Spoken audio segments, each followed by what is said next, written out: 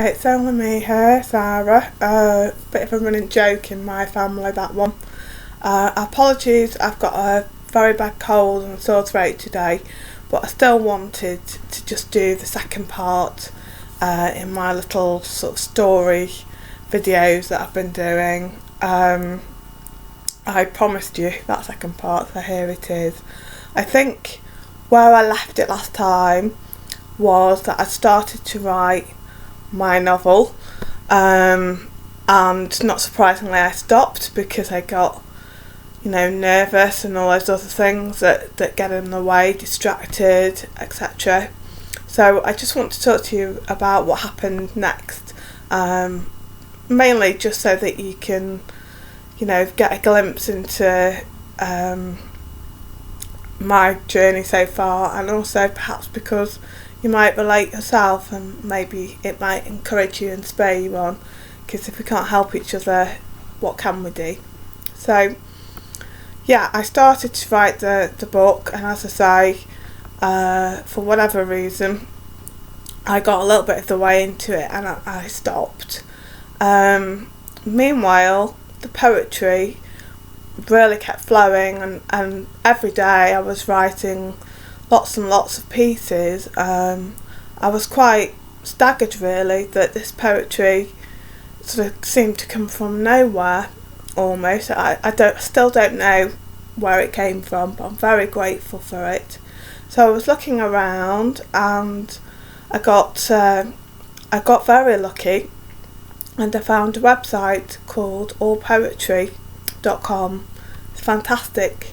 If you're interested, go on there and have a look.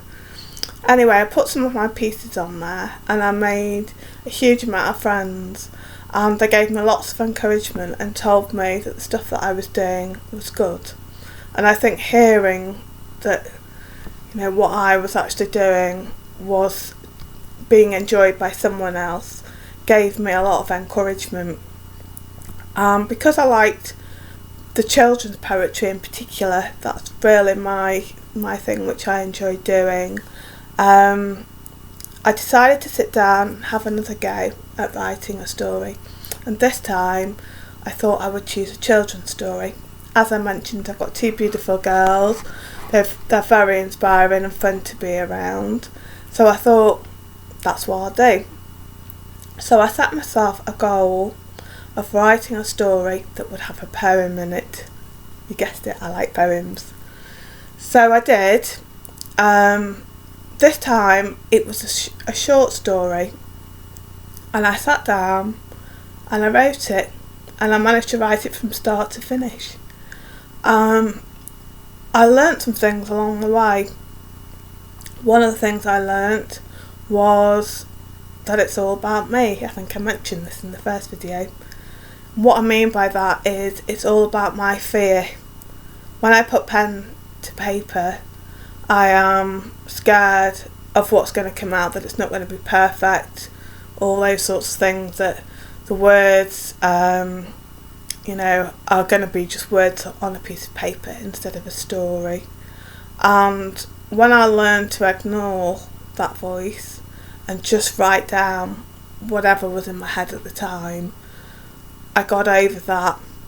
So my first children's story is going to be published soon, and it's called Erwin the Girl Who Dreams, and you may see some other videos on here about that.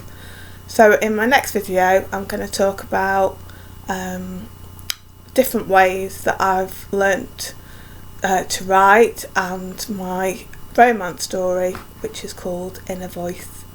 Thanks as always for listening, and it's so good to do this and get in touch with me, because I love to hear from you. Thanks, bye.